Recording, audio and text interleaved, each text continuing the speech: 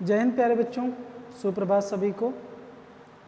प्यारे बच्चों, पिछला जो क्लास था उसमें मैंने आप लोगों को आवृत्ति स्तंभाकृति के बारे में अवगत कराया था और कुछ उदाहरण की सहायता से आप लोगों को आवृत्ति स्तंभाकृति का निर्माण करके हमने दिखाया था। और उसी क्रम में जब हम बिंदु रेखीय प्रदर्शनों का बात करते हैं तब उसी कड़ी में एक और नाम आता है जिसको हम लोग आवृत्ति बहुभुज के नाम से जानते हैं। ठीक है, अब इसको अंग्रेजी में फ्रीक्वेंसी पॉलीगॉन के नाम से जानते हैं। अब समझने का प्रयास करते हैं कि आवृत्ति बहुभुज है क्या। ठीक है, तो आवृत्ति रूप में व्यवस्थित आंकड़ों को यदि स्तंभ आरेख में दर्शाया जाता है तो इस रचना को आवृत्ति स्तंभाकृति कहा जाता है। ये आपने पिछले क्लास में पढ़ा कि आवृत्ति स्तंभाकृति क्या होता है, कि जब आवृत्तियों को क्या किया जाए, उसको स्तंभ आरेख में दर्शाया जाता है तो वही क्या कहलाता है, आवृत्ति स्तंभाकृति कहलाता है। परंतु यदि आवृत्ति वितरण को स्तंभों द्वारा न दर्शाकर उन स्तंभों का जो, जैसे स्तंभ के रूप में हम लोग दर्शाते थे ना, ऐसा स्तंभ बनता था, ऐसे मान लीजिए ये वाई एक्सिस 0 एक्स एक्सिस है, तमाम ये स्तंभ बनते थे इस तरीके से। ठीक है, छोटे बड़े जो भी स्तंभ बनते थे तो इसको हम लोग क्या कहते थे, आवृत्ति स्तंभाकृति कहते हैं। ठीक, परंतु कह रहा है कि अगर यदि आवृत्ति वितरण को स्तंभों द्वारा न दर्शाकर उन स्तंभों की शीर्ष रेखाओं के मध्य बिंदुओं को मिलाकर जब प्रदर्शित किया जाए तो ये जो आरेख बनेगा उसको हम लोग आवृत्ति बहुभुज के नाम से जानेंगे। ध्यान से समझिएगा, बस इतना ही है कि इसके पहले आप लोगों ने आवृत्ति स्तंभाकृति बनाना समझ चुके हैं। तो उसी में जो ये मध्य बिंदु है, इसका जो मध्य बिंदु ये है, जो मध्य बिंदु ये है, मध्य बिंदु ये है, तो इसमें भी कोई ना संख्या मध्य बिंदु होगी ना। तो यहाँ से लेकर के यहाँ मिला दीजिए, यहाँ मिला दीजिए, यहाँ मिला दीजिए, यहाँ मिला दीजिए, ये जो रेखा बनेगी, ये वाली जो अभी रेखा बिंदुओं से हमने मिलाया, इसी को हम क्या कहेंगे, आवृत्ति बहुभुज के नाम से जानेंगे। यही कह रहा है कि देखिए फिर से एक बार समझ लीजिए कि आवृत्ति वितरण को स्तंभों द्वारा न दर्शाकर उन स्तंभों के, अब यहाँ पे ये नहीं दर्शाना है, बस क्या करिए, इन स्तंभों के शीर्ष रेखाओं, ये रेखा शीर्ष है ना, कि मध्य बिंदु, यही मध्य बिंदु में हमने क्या किया है, मध्य बिंदुओं को मिलाकर प्रदर्शित किया जाए तो ये जो आरेख बनेगा उसको आवृत्ति बहुभुज के नाम से जानेंगे। अगर इसको मिटा दिया जाए, मान लीजिए हमने इसको मिटा दिया,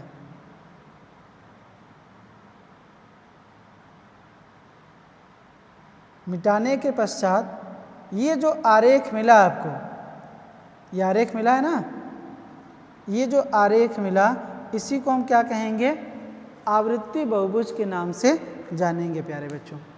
ठीक है, एक दूसरा तरीका भी समझते हैं। यदि वर्गांतरों की संख्या बहुत अधिक हो तो, अगर क्लास इंटरवल क्या है, बहुत ज़्यादा दिया है, तो स्तंभों की जगह स्तंभों के बीच के, अगर क्लास इंटरवल दिया है तो स्तंभ का जो बीच का होगा, जो मध्य बिंदु अभी मिलाए हैं, बीच के बिंदुओं को मिलाकर जो रेखा खींच दी जाती है वो आवृत्ति बहुभुज रेखा कहलाती है। ठीक है, तो स्तंभ जो भी बना रहे हैं वो अगर क्लास इंटरवल बहुत ज़्यादा है ना, तो स्तंभों के जगह आप क्या करिए, उन्हीं के बीच में ही मध्य बिंदु से क्या करिए, मिला करके रेखा खींच दीजिए, तो वो जो रेखा बनेगी उसी को हम क्या कहेंगे, आवृत्ति बहुभुज के नाम से जानेंगे प्यारे बच्चों। ठीक है, ये तो आप लोगों ने एक तरीका समझा। एक और तरीका है, इन पक्षों के समझने के साथ साथ एक पक्ष और समझ में आता है आवृत्ति बहुभुज का निर्माण करने के लिए। ठीक, तो जो आप वर्गांतर देता है उस वर्गांतर पे क्या करिए, नीचे के वर्गांतर में एक वर्गांतर और जोड़ दीजिए और ऊपर के वर्गांतर में एक और वर्गांतर जोड़ दीजिए।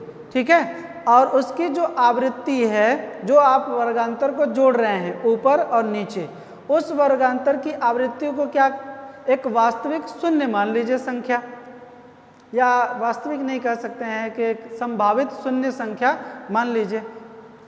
तो संभावित शून्य मानने से कोई आपका मान परिवर्तित तो हो नहीं रहा है, चित्र परिवर्तित हो नहीं रहा है, सिर्फ क्लास इंटरवल आपका आगे बढ़ जा रहा है। जैसे क्लास इंटरवल यहीं पे था, हमने क्या किया, एक पहले मान लिया, जैसे यहाँ 20 से 30 दिया हुआ था, 30 से 40 दिया हुआ था, ठीक है। अब हमने क्या किया कि एक पहले मान लिया जो कि 10 भी है, और यहाँ पे एक ज़्यादा भी मान लिया जो कि 60 भी है, ठीक है। अब मान लीजिए कि इस तरीके का हमने बिंदु इस पे बनाया, इस पे 30 पे बना दिया, 40 पे बना दिया, और इस तरीके का यहाँ पे मान लीजिए 50 पे भी बना दिया यहाँ पे, तो ये यहाँ पे मिल रहा है। अब उसके पश्चात आगे जब माने हैं आप, तो यहाँ पे ये रेखा मिल जाएगी, इस तरीके का चित्र बन जाएगा। तो इस तरीके से भी हम क्या कर सकते हैं, आवृत्ति बहुभुज का निर्माण कर सकते हैं, ठीक है। तो ये तीसरा तरीका भी मैंने आप लोगों को बताया। फिर से ध्यानपूर्वक आप सुन लीजिए, समझ लीजिए, ताकि आप आवृत्ति बहुभुज का निर्माण अच्छी तरीके से कर पाएँ। एक तो कह रहा है कि आवृत्ति स्तंभाकृति का निर्माण कर दीजिए, और उसके मध्य बिंदु में क्या करिए, मध्य बिंदु को मिलाते हुए एक रेखा खींच दीजिए, तो आवृत्ति बहुभुज का निर्माण हो जाएगा, ठीक। दूसरा तरीका कह रहा है कि अगर वर्गांतरों की संख्या बहुत ज़्यादा है, तो स्तंभ है की जगह स्तंभों के बीच का जो बिंदु है, मतलब आप क्या करिए, उस क्लास इंटरवल का पहले मध्यांक ज्ञात कर लीजिए, और मध्यांक ज्ञात करने के पश्चात उसी मध्यांक के ऊपर क्या करिए, बिंदु सिर्फ लगाते चलिए, मध्य बिंदु। तो मध्य बिंदु निकाल लिए, और उसके बाद वहाँ पे बिंदु लगा करके और उसको मिलाते हुए जो रेखा खींचेंगे, वही रेखा आप क्या कहलाएगा, आवृत्ति बहुभुज कहलाएगा। ये दूसरी कंडीशन आपको बताए। तीसरी कंडीशन आपको बता रहे हैं कि अगर मान लीजिए वर्गांतर आपका दिया हुआ है और आवृत्ति भी दी हुई है, तो वर्गांतर में क्या करिए कि एक वर्गांतर नीचे और ऐड कर लीजिए, और एक वर्गांतर ऊपर और ऐड कर लीजिए। जो उदाहरण के स्वरूप हमने बताया कि 20 से 30, 30 से 40, 40 से 50, 50 से 60 तक आपने मान लीजिए वर्गांतर लिया हुआ है, तो एक पहले कर दीजिए, जो कि क्या हो जाएगा, 0 से 10 वर्गांतर हो जाएगा, और यहाँ पर आप आगे बढ़ा लीजिए, 50 से 60 तक कर लीजिए वर्गांतर। तो अब यहाँ से जब चित्र बनेगा प्यारे बच्चों, तो ये जो चित्र बनेगा वो 10 से स्टार्ट कर दीजिए, और उसके पश्चात 60 पे लेके चले जाइए, और इसकी जो आवृत्ति होगी उस आवृत्ति को 0 मान लीजिए। जो आप वर्गांतर बढ़ाए हुए हैं तो उसको 0 मान लीजिए, बाकी का मान वो दिया हुआ है, जितना भी था वो मान दिया हुआ है ना। अब उसके आधार पे चित्र बना दीजिए, और जो रेखा मिला करके बनेगा उसको आवृत्ति बहुभुज के नाम से जानेंगे। ये तीसरा प्रकार है। तो एक एक प्रकार को हम लेंगे और समझेंगे कि किस तरीके से चित्र का निर्माण होगा, तब आपको अच्छी तरीके से कहीं ना कहीं चित्र बनाना आएगा। तो हम उदाहरण के रूप में आप लोगों को दोनों तीनों जो बता रहे हैं उस तरीकों के आधार पे आपको बताएंगे, तब आप आवृत्ति बहुभुज का निर्माण कर पाएंगे प्यारे बच्चों, ठीक है। उसके पहले आप लोग ये थोड़ा सा थ्योरिकल जो है उसको नोट कर लीजिए, ताकि आपको पता रहे कि कैसे आवृत्ति बहुभुज का निर्माण किया जाता है। फिर हम सवाल के माध्यम से आवृत्ति बहुभुज का निर्माण करेंगे प्यारे बच्चों, ठीक है। इसको नोट कर लें आप लोग। अब उदाहरण स्वरूप देखिए, हमने एक क्लास इंटरवल लिया हुआ है, और उसके पश्चात ये फ्रीक्वेंसी लिया हुआ है। तो सबसे पहले क्या किया जाएगा, इसका मिड पॉइंट निकाला जाएगा, यक्स निकाल लीजिए, मध्य बिंदु जिसको हम लोग कहते हैं। इसका मध्य बिंदु निकालेंगे तो 57 आ जाएगा, इसका निकालेंगे तो 52 आ जाएगा, इसका 47 आ जाएगा, इसका 42 आ जाएगा, इसका 37 आ जाएगा, इसका 32 आ जाएगा, इसका 27 हो जाएगा, और 22। ये मध्य बिंदु निकल जाता है, ठीक है। अब प्यारे बच्चों, आप लोगों को क्या करना है, आवृत्ति के आधार पर ही क्या करना है, चित्र का निर्माण करना है, ठीक है। तो सबसे पहले क्या करिए, रेखा खींच दीजिए, जिस पे इस तरीके का नामांकन किया जा सके। थोड़ा सा ऊपर नीचे होगा, देख लीजिएगा, और नीचे जाना चाहिए मेरे ख्याल से।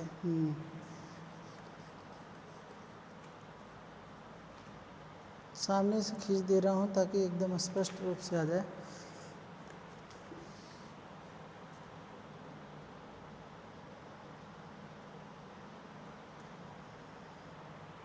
अब तिरछा उतना नहीं हुआ होगा, ठीक है। तो उसके पश्चात हम लोग क्या करेंगे, इसको नामांकन कर देते हैं। तो ये y अक्ष हो गया, ये मूल बिंदु 0 हो गया, और यहाँ पर आपका x अक्ष हो गया, ठीक है। अब नामांकन करने के लिए यहाँ पे क्या करिए, यहाँ पे आप वर्गांतर या फिर मध्य बिंदु लिख सकते हैं। तो ये आपका वर्गांतर हो गया, ठीक, या यही मध्य बिंदु ही लिख देंगे, कोई बात नहीं होगा। इस यहाँ पर क्या दर्शाएंगे, तो यहाँ पर आवृत्ति को दर्शाया जाएगा। ये तो नामांकन हो गया। अब दर्शाने के लिए आपको क्या करना होगा, पैमाना भी मानना पड़ेगा ना। तो यहीं पे पैमाना मान लीजिए। पैमाना मान लिया आपने कि 1 वर्ग बराबर 1 सेमी के, ठीक है, x अक्ष पे। और फ्रीक्वेंसी को अगर दर्शाना हो y एक्सिस पे, तो 2-2 का गैप करके दर्शा सकते हैं, ठीक है। तो 2-2 का यहाँ पे दर्शा दीजिए। तो y एक्सिस के लिए हो गया 2 आवृत्ति बराबर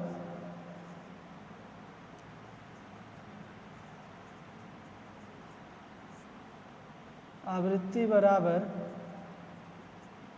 1 सेमी के, ठीक है। ये हमने पैमाना मान लिया, किसके लिए, x अक्ष के लिए और y अक्ष के लिए, ठीक है। तो सबसे पहले आप क्या करिए, इस पे मध्य बिंदु को दर्शा दीजिए। तो मान लीजिए यहाँ पर 22 है, तो 22 से पहले एक संख्या 17 भी होगा, ठीक है, 17 लिख देते हैं। फिर 22 होगा, फिर उसके पश्चात कितना है, 27 है, उसके पश्चात 32 है, उसके पश्चात कितना है, 37 है, उसके पश्चात 42 है, उसके पश्चात 47 है, 52 है, फिर 57 है, ठीक है। ये संख्याएं हो गई। अब यहाँ पर क्या करिए, आवृत्ति को दर्शाने के लिए IS 15 है, 2 आवृत्ति बराबर 1 cm हमने माना हुआ है। तो यहाँ पे 2-2 का अंतर कर दीजिए, 2 हो गया, 4 हो गया, 6 हो गया, 8, 10, 12, 14, और यहाँ पे मान लेते हैं 16, ठीक, ये हो गया। अब देखिए, कह रहा है कि 20 से लेकर के 24 कितनी आवृत्ति है, तो 20 से लेकर के 24, ध्यान से देखिए, 20 से लेकर के 24 के बीच में एक आवृत्ति है, ठीक है। तो एक आवृत्ति किस पे, तो 22 के ठीक सामने मध्य बिंदु है ना। तो यहाँ पे क्या करेंगे, एक के सामने हम लोग यहाँ पे स्टार बना दीजिए या कुछ भी बना दीजिए, जिससे आपको समझ में आसानी से आ जाए। एक पे है, ठीक। अब उसके पश्चात जो मध्य बिंदु 27 पे देखिए, 27 पे कितना है, तो 2 है। तो 27 पे 2, तो 27 पे 2, थोड़ा सा एक और नीचे कर देते हैं, ये हो गया। और 27 पे यहाँ पर 2 के ठीक सामने ताकि रहे, थोड़ा सा ऊपर नीचे हो जाएगा तो ध्यान दीजिएगा। 32 पे कितना है, 6 है। तो 32 पे 6 इसके ठीक सामने और 32 के नीचे, ठीक। 37 पे कितना है, 8 है। तो 37 पे 8, यहाँ पर 8 हो गया। उसके बाद 42 पे कितना है, तो 15 है। तो 42 पे 15, 16 से थोड़ा सा नीचे, 42 यहाँ पे है तो ये हो गया। अब उसके बाद 47 पे कितना है तो 11 है, 47 पे देखिए 11, अब 10 से थोड़ा सा ऊपर यहाँ पे हो जाएगा। ठीक, 52 पे 5 है, 52 पे 5 कर दीजिए, 4 और 6 के बीच में 5। अब 57 पे कितना है तो 57 पे 2 है, 2 ये यहाँ पे, ठीक है, यहाँ पे हो गया। एक और कॉलम बढ़ा, एक और आगे बढ़ा लीजिए, यहीं पे कर दीजिए आप 62, ठीक है, एक पहले और एक बाद में। अब इसको क्या करिए कि यहाँ जो पहले से है और जो बाद, वहाँ से लेकर के इसको मिला दीजिए, मिलाइए। देखिए ये यहाँ पे जाएगा, यहाँ जाएगा, उसके पश्चात यहाँ जाएगा, ये यहाँ जाएगा, ये यहाँ जाएगा, यहाँ आएगा, ये यहाँ आया, यहाँ आया और उसके बाद यहाँ आ गया। तो इस तरीके का जो चित्र बनेगा इसी को हम क्या कहेंगे, इस चित्र को कहेंगे आवृत्ति बहुभुज।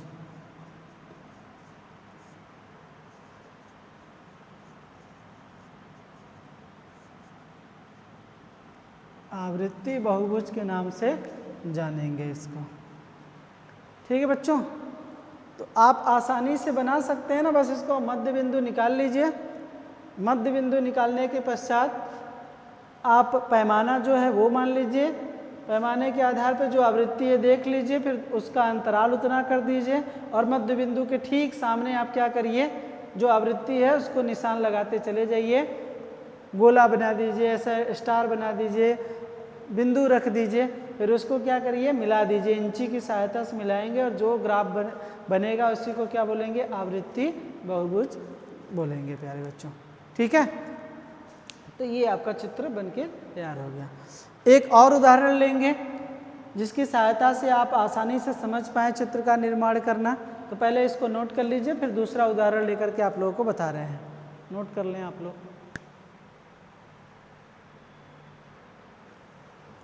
अब देखिए हमने दूसरा सवाल लिया है प्यारे बच्चों, 45 से 50, 40 से 45, 35 से 40, 30 से 35, 25 से 30, 20 से 25, 15 से 20 और 10 से 15। ये वर्गांतर है और इसकी आवृत्ति जो दिया हुआ है 5, 9, 7, 8, 4, 6, 5, 6, ये वर्गांतर दिया है। तो मैंने आप लोगों को जो पहला मेथड था वो बताया आवृत्ति बहुभुज बनाने का। दूसरा एक तरीका बता रहा हूँ जिसके आधार पे भी आप आवृत्ति बहुभुज का निर्माण कर सकते हैं। करना क्या है, करना आप लोगों को ये है कि बस इसके आगे का जो वर्गांतर होगा उसको लिख दीजिए, एक वर्गांतर आप आगे बढ़ा दीजिए। तो मान लिया कि 50 से 55, ठीक है, यहाँ कोष्ठ में लिख दीजिए कि बढ़ाने पर, आप अपने से बढ़ा रहे हैं तो बढ़ाने पर, ठीक है। एक वर्गांतर यहाँ भी आप क्या करिए बढ़ा दीजिए, तो बढ़ा दीजिए, 5 से 10 हो जाएगा वर्गांतर यहाँ पर ना, तो यहाँ पर भी एक आप वर्गांतर बढ़ाई दीजिए, तो 5 से 10 यहाँ पे हो गया। यहाँ पे भी लिख दीजिए कोष्ठ में कि बढ़ाने पर, वर्गांतर या सियाई बढ़ाने पर, ताकि चलेगा कि पता चलेगा कि आपने अपने से इसको क्या किया, सुविधा अनुसार वर्गांतर बढ़ाया है। जब ये वर्गांतर बढ़ा रहे हैं 50 से 55 है, तो जब वर्गांतर आप बढ़ा रहे हैं तो इसकी आवृत्ति क्या, काल्पनिक रूप से मान लीजिए कि ये 0 है और ये भी 0 है। तो हमने आपको अभी व्याख्या में बताया ना कि आप जो वर्गांतर ऊपर और नीचे बढ़ाएंगे उसकी आवृत्ति आप क्या मान लेंगे, 0 मान लेंगे या 0 मान लेंगे, ठीक है। तो मान लिया आप, तो इस तरीके से आपका क्या हो गया, CI मिल गया और फ्रिक्वेंसी मिल गया। अब जैसे आपको क्या करना है, x अक्ष बनाना है और y अक्ष तैयार करना है, तो हमने बना रखा इस पर। फिर उसके पश्चात आप इसका क्या करिए, नामांकन कर दीजिए। तो हमने वाई अक्ष पे क्या रखा, दर्शाने का निर्णय किया है, इस पर आवृत्ति दर्शाएंगे और इस पर एक्स अक्ष पे वर्गांतर को दर्शाएंगे, वर्गांतर को दर्शाएगा जाएगा। ठीक है, इतनी बात समझ में आया। अब इसके पश्चात क्या करिए प्यारे बच्चों, अब आप लोग एक्स अक्ष का दर्शाने के लिए क्या पैमाना मान लीजिए और वाई अक्ष पे दर्शाने के लिए पैमाना मान लीजिए। तो हमने मान लिया कि एक्स अक्ष के लिए क्या होगा पैमाना, तो एक्स अक्ष के लिए हो जाएगा पैमाना आप लोगों का कि 1 वर्ग बराबर 1 सेमी के। ठीक है, वाई अक्ष पर जो हम पैमाना मानेंगे वो हो जाएगा 1 आवृत्ति बराबर 1 सीएम के। ठीक है, ये पैमाना हमने मान लिया। तो अब प्यारे बच्चों ये देखिए कि अब जो वर्गांतर बढ़ाए हैं हम इसी तरीके से यहाँ पर लिख देंगे। तो हमें लिखना चाहिए था क्या, जो कि 10 से है, 10 से 15 वाला है, लेकिन हम जो बढ़ाए हैं तो 5 से 10 लिखेंगे। ठीक है, तो अब इसके पहले वाले जो सवाल में या उदाहरण में हमने क्या रखा था, वहाँ पर प्यारे बच्चों हमने डायरेक्ट मध्य बिंदु रखा था और मध्य बिंदु के ठीक ऊपर बिंदी लगाते हम लोग चले गए हैं। लेकिन यहाँ पे क्या रखेंगे, यहाँ पे हम लोग रखेंगे आपका क्लास इंटरवल, वर्गांतर रखेंगे। ठीक है, तो हमने पहले 5 रख दिया, 10 रख दिया और 10 के बाद क्या है 15 रख दिया, 15 के बाद 20, 25, 30, 30 से आपका ये 35, 40 हो गया, 45 हो गया, 50 हो गया और ये 55 तक हमने मान को रख दिया क्लास इंटरवल को। ठीक है, ये हो गया। अब उसके पश्चात हमने माना है 1 आवृत्ति बराबर 1 सीएम के। इसका मतलब ये है कि देखिए आवृत्ति कितना है 9 तक है, तो हम यहाँ पे एक एक आवृत्ति रख दे रहे हैं। 1 आवृत्ति, 2 आवृत्ति, 3, 4, 5, ये 6 हो गया, ये 7 हो गया, ये 8 हो गया, ये 9 हो गया और ये 10 तक हमने रख दिया। ठीक है, इसमें हमको आवृत्ति दर्शाना है तो हमने यहाँ पर इसको रख लिया। ठीक, अब उसके पश्चात देखिए कि अब कह रहा है 10 से 15 के बीच में कितनी आवृत्ति 6, तो 10 और 15 के बीच में हम लोग एकदम रखेंगे और कहाँ पर देखिए ये मध्य में है ना, तो मध्य में ये 6, ये मध्य में यहाँ पर स्टार लगा देंगे 6। ठीक, अब उसके बाद 15 से 20 के बीच में कितना है, तो 5 है, दिख रहा है ना, 15 से 20 के बीच में 5, तो 15 से 20 के बीच में चलिए तो यहाँ पर लगेगा आपका 5, 5 के ठीक सामने ऐसा लगा दे रहे हैं। ठीक, ये हो गया। अब उसके बाद है 20 से 25 के बीच में 6 है, तो 20 से 25 के बीच में फिर 6 है, तो यहाँ पर 6 के सामने लगा दिया। फिर 25 से 30 के बीच में 4 है, तो 25 से 30 के बीच में ये 4 यहाँ पे लगा दिया हम लोगों ने, यहाँ पे हो गया।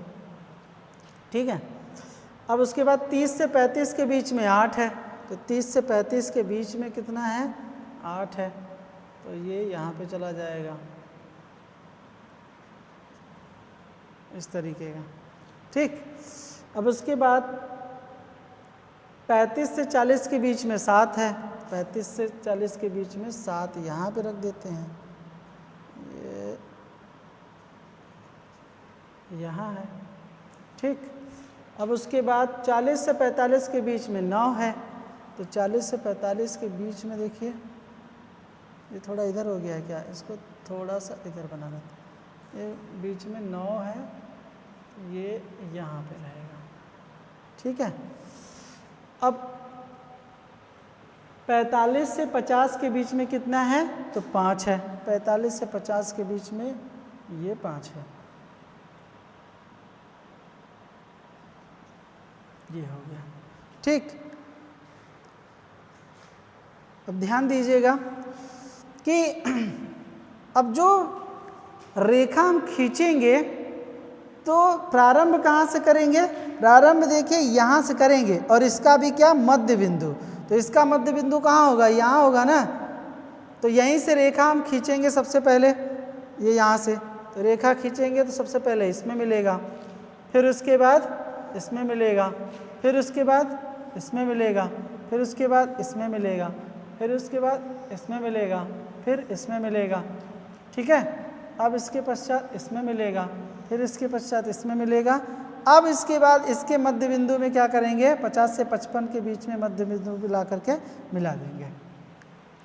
ठीक है, तो ये जो रेखा प्राप्त होगी, इस रेखा को हम लोग कहेंगे आवृत्ति बहुभुज।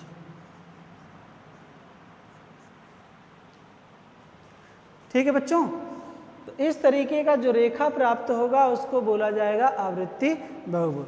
तो मैंने आप लोगों को दो तरीके बताए, एक तो वर्गांतर दिया है, फ्रीक्वेंसी दिया है। उस वर्गांतर का क्या करिए? मध्य बिंदु निकाल लीजिए। मध्य बिंदु निकालने के पश्चात उसी मध्य बिंदु को x अक्ष पे रख दीजिए और उसके ठीक ऊपर जो मान आवृत्ति का दिया हुआ है उसको वहाँ पर फिट कर दीजिए। फिट करने के पश्चात बिंदु लगा दीजिए या जो भी आपको है ऐसे स्टार लगा दीजिए। ठीक है, फिर ये लगाने के पश्चात आप क्या करिए? उसको रेखा को खींच दीजिए, बन जाएगा, तो वो कहलाएगा आवृत्ति बहुभुज। ठीक, एक तो तरीका वो बताया। दूसरा तरीका आपको बताया कि आप क्या करिए प्यारे बच्चों, आवृत्ति को क्या करिए? एक ऊपर बढ़ा दीजिए, एक नीचे बढ़ा दीजिए, और सॉरी CI को एक और आगे बढ़ा दीजिए। तो इसको आगे बढ़ाएंगे तो 50 से 55 बढ़ा दिया, जिसकी आवृत्ति हमने 0 रख दिया, और इसको बढ़ाया हमने तो 5 से 10 हुआ और इसकी आवृत्ति हमने 0 रख दिया। ठीक, तो CI का आकार बढ़ा देना है। बढ़ाने के पश्चात अब उसमें और इस वाले दूसरे नियम में अंतर क्या है? अंतर ये है कि वहाँ पे मध्य बिंदु रख रहे थे और उसके ठीक ऊपर ही बिंदु लगा दे रहे थे, लेकिन यहाँ पे क्या है? हमने जब वर्गांतर रखा है तो वर्गांतर के मध्य बिंदु पे हमने उस मान को रखा हुआ है। ठीक है, तो देखिए 10 से 15 के बीच में मध्य में ये लगा बना हुआ है, क्योंकि जो आवृत्ति स्तंभाकृति बनती थी वो इसी तरीके से बनता था ना, जैसे इस तरीके का बनता था, ये इस तरीके का। तो ये बीच में ही कह रहा था, डेफिनेशन भी कह रहा था कि बीच में ये लगता है, तो देखिए बीच में ही लगाया गया है। ठीक, ये रेखा बनेगा। तो एक तरीका आपके सामने ये है प्यारे बच्चों,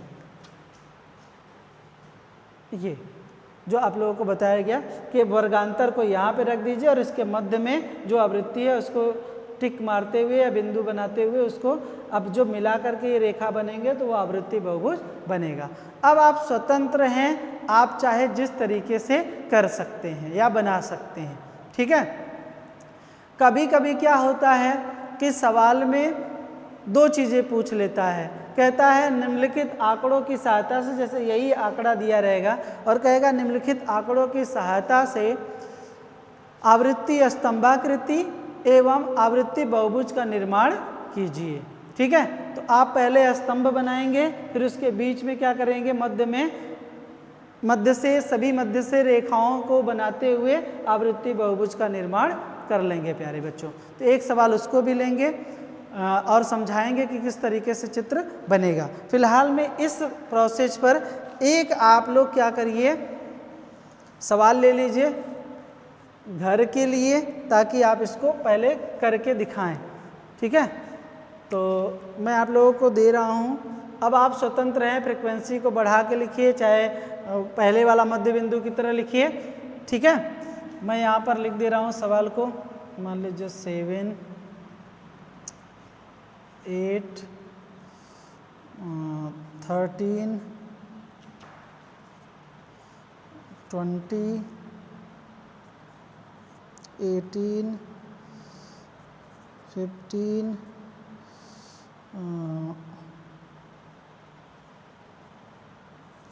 5 और उसके बाद 9, ये दिया हुआ है। और इसकी सहायता से आपको क्या करना है, यहाँ पर आप काल्पनिक 0 मान सकते हैं। तो इसकी सहायता से या इस आंकड़े की सहायता से आप लोगों को क्या करना है प्यारे बच्चों, एक सवाल या एक ग्राफ आप लोगों को निर्माण करना है। तो ये सवाल आप लोग नोट कर लें ताकि आप लोग आवृत्ति बहुभुज का निर्माण कर सकें।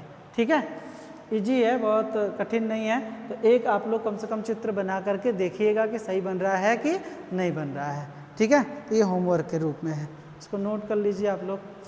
थोड़ा बोर्ड इधर नहीं दिख रहा है तो ये भी आपको दिखा दे रहे हैं इस तरीके से, ताकि आप लोग इसका निर्माण आसानी से कर सकें। तो आज के लिए इतना ही है प्यारे बच्चों। जय हिंद,